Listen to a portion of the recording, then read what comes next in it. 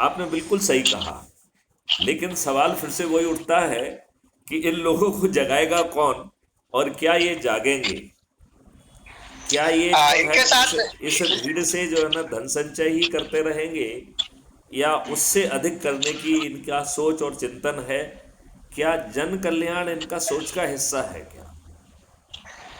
वो भी पता चल जाएगा कि ये वास्तविकता में सिर्फ कहने को है या दिखाने को है, या वास्तविकता में ये अंदर से चाहते भी है कि देश का भला हो। अगर देश का भला चाहते होंगे तो निश्चित तौर पर सर 10 में से कोई एक तो निकलेगा जो सूरमा होगा, हमारी बात से सहमत होगा, कहेगा चलिए हम आपके साथ तो कोशिश कर लेते हैं सर। खुद जाके कहने में कद हल्का होता है।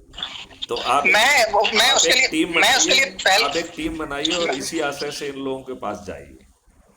तो मैं पहल करूं, लास्ट में आप तक बात आने की होगी कि ठीक है मेरी मीटिंग कराओ, तो फिर आप तक मैं संदेश करूंगा इस तरह बिल्कुल का। बिल्कुल, जब आप कहेंगे तो हम व्यक्तिगत मीटिंग के ठीक है लिए ये भी पहुंच जाएंगे।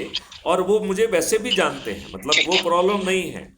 नहीं वैसे तो जानते हैं, क्योंकि अभी उद्देश्य पूरक नहीं जानते ना कि सर का उद्देश्य कितना बड़ा ये नहीं पता। लेकिन जब एक थर्ड पार्टी जाके किसी को कहेगी, मैं जैसे अप्रोच लगाऊं, सपोज करोगे धीरेन्द्र शास्त्री जी के साथ ये अप्रोच लगाऊं कि हम चाहते हैं कि हमारे उद्देश्य ये है, इनमें आपकी थोड़ी सी सहभागिता हो जाए तो परम कल्याण हो जाएगा इस देश का।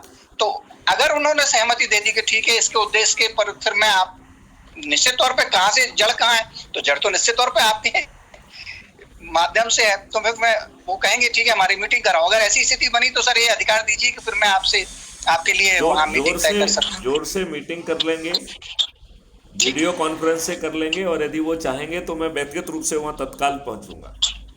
ठीक है है सर, ठीक ना? है मैं कोशिश कर। चलिए चलिए, तो मेरे ख्याल चलिए से अब इस वार्तालाप को यहीं विराम देते हैं। जय हिंद, जरूर जय भारत, जरूर वंदे जय मातरम, जय जय गुरु। गुरु।